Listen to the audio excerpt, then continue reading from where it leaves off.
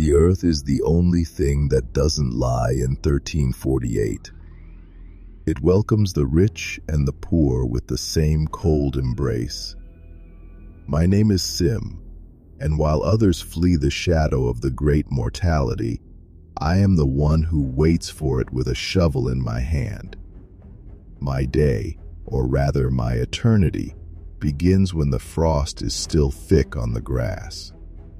To be a gravedigger in the time of the pestilence is to be a librarian of the dead. Every hole I dig is a page in the history of this village, a history that is being written far too fast. I stand 6 feet below the surface, where the air is heavy with the scent of damp clay and ancient roots. Up there, in the world of the living, there is panic, screaming, and the smell of vinegar. Down here, there is only the rhythmic thud of my spade and the silence of the soil. I am the last man to touch them, the final witness to a life that the plague has snuffed out like a cheap candle. In normal times, a grave is a sacred thing, measured to fit one's soul. But 1348 has no room for sanctity. The churchyard is choking. My work has changed from carving individual resting places to digging plague pits, massive, hungry maws in the earth that can swallow 50 bodies at once. I dig until my muscles scream and my palms are a map of broken blisters. We layer them, a row of bodies, then a dusting of white lime, the burning powder that we hope will consume the sickness before it escapes back into the air. The lime is caustic.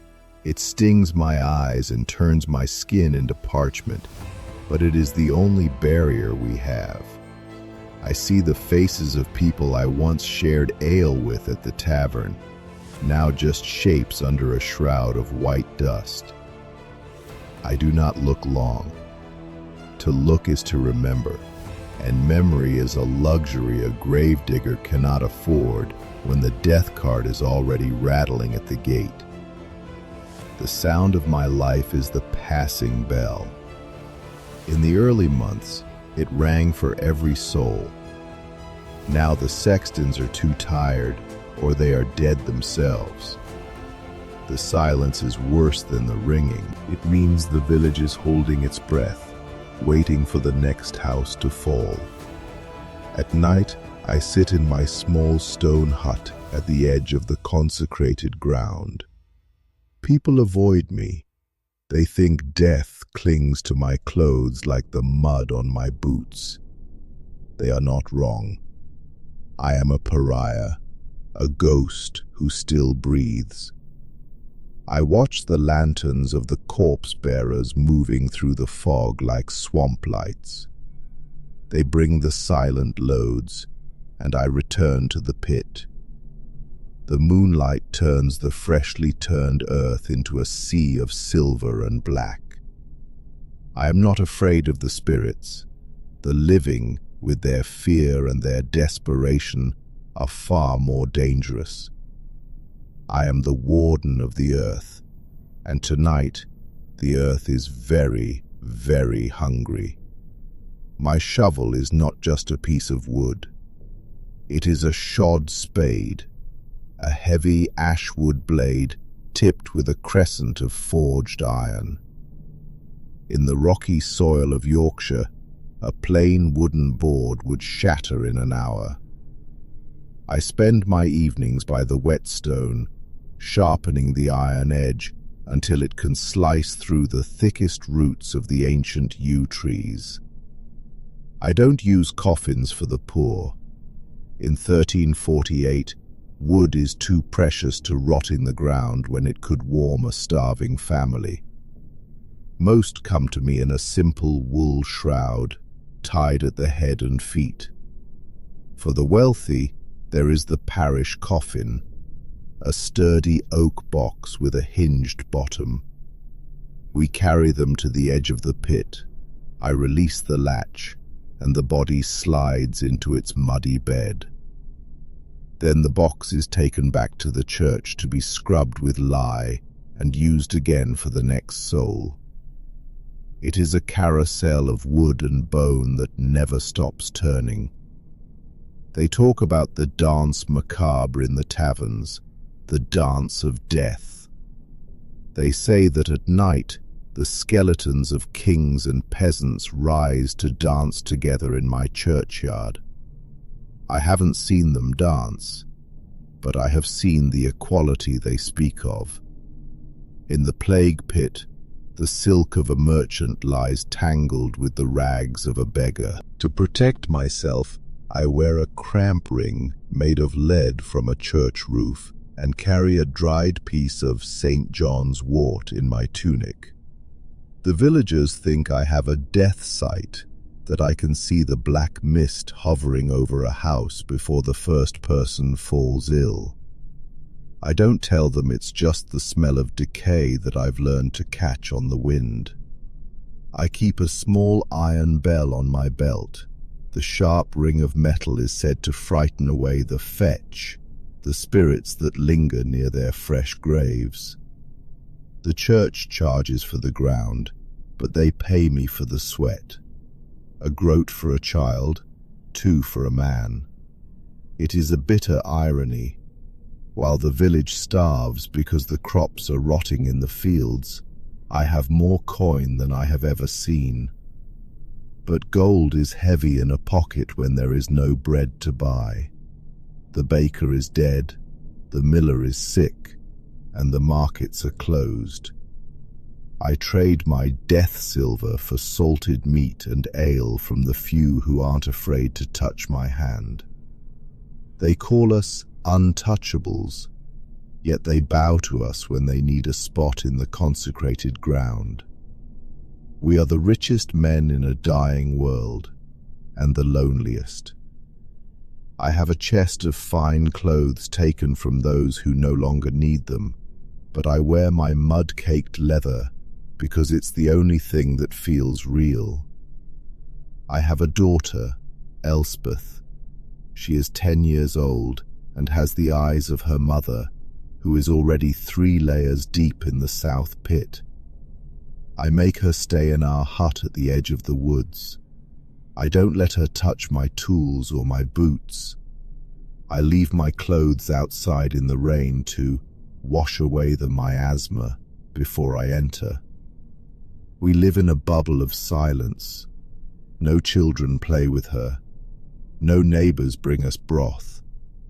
Sometimes I look at her and wonder, if I fall, who will dig for me? Will they just throw me in the pit like a common carcass? Or will some kind soul remember that I was the one who kept the village clean? I am digging a small private grave in the corner of the woods, hidden under the brambles. Just in case. A man should have a place of his own when the world is ending. At the first grey light, I see a ghost in a leather beak walking toward me. It is Nicholas, the physician. His black coat is stained with vinegar, and his eyes behind the glass lenses are bloodshot from lack of sleep. We are the 2 poles of 1348. He tries to keep them in the light. I am the one who guides them into the dark. We don't speak much. He hands me a list of names, the harvest of the night. I nod. He gives me a small bottle of lavender oil to rub under my nose. I give him a piece of hard cheese I traded for yesterday. We are the only 2 people left who don't look at each other with fear. We are brothers in this industry of misery, waiting for the day when one of us will have to bury the other. Hunger is a sharper blade than any lancet. In these months of the Great Mortality, the living are sometimes more terrifying than the dead. I have seen shadows moving in the churchyard at midnight, not ghosts, but desperate men.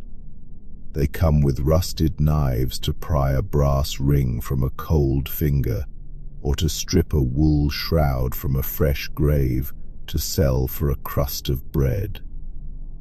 I have to be the guardian of the silent. I walk the perimeter with a heavy cudgel of blackthorn, my lantern shuttered to a mere sliver of light. To rob a plague victim is a double death, once by the law and once by the pestilence that lingers in the fabric. I've found them sometimes, the thieves, collapsed over the very graves they tried to open, the black spots already blooming on their throats. I don't judge them. I just dig a little deeper and put them back where they tried to steal from. The earth is the only vault that stays locked in 1348, and I am the only one with the key. The sound of the bell has changed. We call it the knell. For a man, it rings 9 times. For a woman, 6. For a child, 3. It is the telegram of the Middle Ages. But now, the bell ringer is weary, his arms trembling from the constant tolling. Sometimes, the bell rings and no one comes to the window. It is a hollow sound that echoes across the empty market square. We believe the vibration of the consecrated bronze clears the miasma from the air, breaking the heavy, sick clouds that bring the fever. I look up at the belfry and see the jackdaws circling the stone tower. They are the only ones who seem to enjoy the music. To me, every strike of the clapper is a heartbeat of a village that is slowly stopping. I count the rings in my head while I work. 3, 6, 9, mapping the casualties of the night before they even reach my spade. The animals know. The crows are fatter this year, their feathers oily and slick.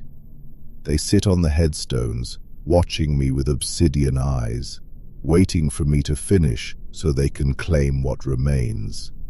And then there are the foxes, bold and silent, weaving through the mounds of fresh earth. The villagers whisper about the Black Shuck, the spectral hound with a single glowing eye that haunts the churchyard. They say if you see him, your grave is already being dug. I've seen large dogs in the mist, driven mad by hunger, but I don't fear the legends. I fear the rats. They are everywhere now, scurrying in the shadows of the grain bins and the corners of the pits. There is a strange connection between the vermin and the sickness that the physician hasn't realized yet. I see them thriving as we wither. I am a man of the earth, and I see the balance of nature tilting toward the scavengers. Now the frost has come, and it is a new kind of hell. The ground is as hard as the stones of the cathedral. My iron-tipped spade bounces off the surface like a blunt needle. To dig a pit now, I must first light soul fires, great bonfires of brushwood and peat on the spot where the next trench must be. I spend the night tending these fires, the orange flames casting long, dancing shadows against the church walls. The heat thaws the soil just enough for me to cut through the first foot of frozen mud. It is back-breaking work. The steam rises from the earth like the breath of a buried giant. I stand between the heat of the fire and the killing bite of the winter wind, my face scorched and my back freezing. In the morning, the fires are just grey ash, and the hole is ready for its silent guests. This is the ritual of 1348. Fire to soften the earth, and the earth to swallow the fire of life. In the eyes of the village, I am a necessary evil. They look at my hands and see not the man who helps their loved ones to rest, but the dirt that awaits them all. In 1348, the Gravedigger is a pariah, a creature of the threshold, belonging neither to the world of the living nor to the silence of the dead. When I walk into the village to trade my silver for grain, a path clears before me. Mothers pull their children into their aprons and avert their eyes, as if looking at me could summon the reaper. We are the unclean. In the taverns, my cup is marked with a notch, so that no honest man accidentally drinks from the vessel of death. They whisper that we are immune to the plague because we are already dead inside. They do not see the vinegar I soak my rags in, or the fear that keeps me awake at night.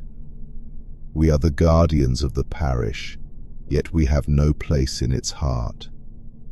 We live in the waste places, at the edge of the woods, or against the north wall of the church, the side where the sun never shines and where the unbaptized are buried. A grave is not just a hole, it is a structure.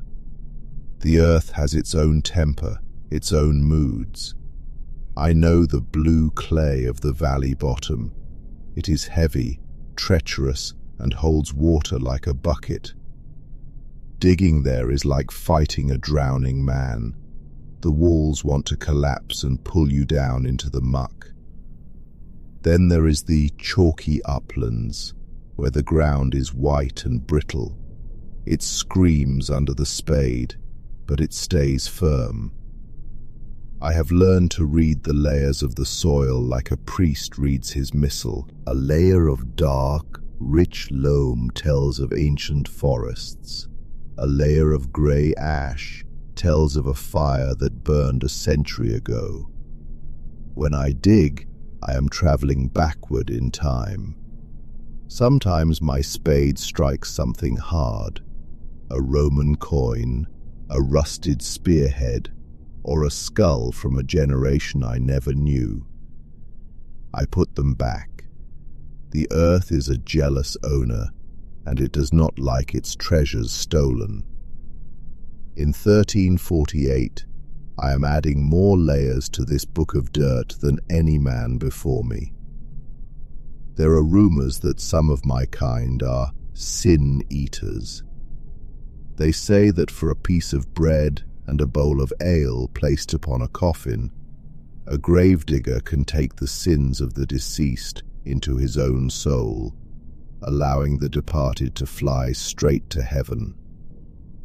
It is a dark, forbidden ritual, whispered in the corners of the fens. I have never eaten the bread of sin, but I have seen the desperation of those who beg me to do it. When the priest is too afraid to come to the plague pit, it is I who must say the final words. I am no man of God, but I know the de profundis. I shout it into the wind as I toss the first clod of earth onto the shroud.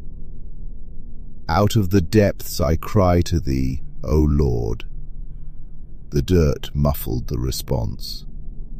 In 1348, the line between a gravedigger and a priest has worn thin. If the church is the house of God, then the churchyard is my cathedral, and the shovel is my cross. The graveyard at night is full of lights that have no wick.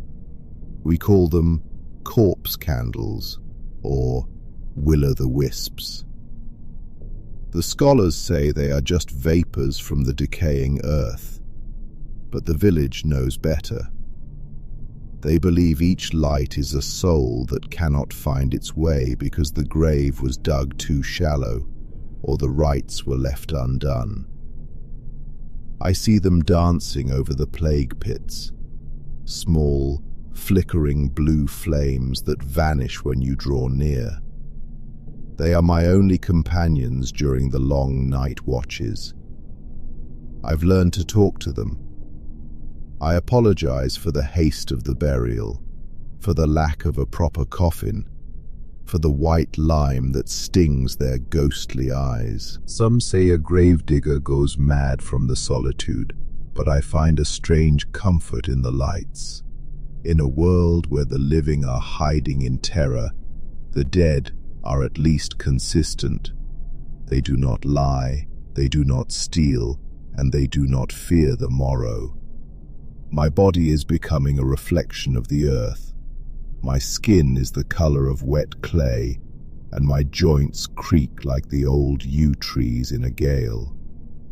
There is a permanent ache in my lower back, the digger's burden from a lifetime of lifting the weight of the world. Every night, I have to scrub the grime from under my fingernails with a stiff brush and lie, but the black crescent remains. It is the mark of my trade. My lungs are heavy with the dust of the lime and the dry earth of summer. I cough, and it tastes of the churchyard. In 1348, I realize that I am slowly being buried myself, one spadeful of work at a time. My ears are filled with the sound of the tolling bell, even when it is silent. I am the man who has seen the end of 1,000 stories, and the ink on my pages is the very mud I stand in. I look at the empty space remaining in the churchyard. It is getting smaller every day. I've had to start digging into the old ground, where the bones of the ancestors have rested for hundreds of years. We turn up the ancient remains to make room for the new. It is a cycle of bone upon bone. I wonder, as I lean on my spade at sunset, what the people of the future will say when they find my pits. Will they see the tragedy of 1348? Or will we just be another layer of grey ash in the soil? I see the crows gathering on the church roof, their numbers growing as the village thins. They are the true heirs of this land. I am just the servant who prepares the table for them. I am Sim, the gravedigger. I am the man who holds the door open for the world to leave. And as the frost begins to bite again, I know that my work has only just begun.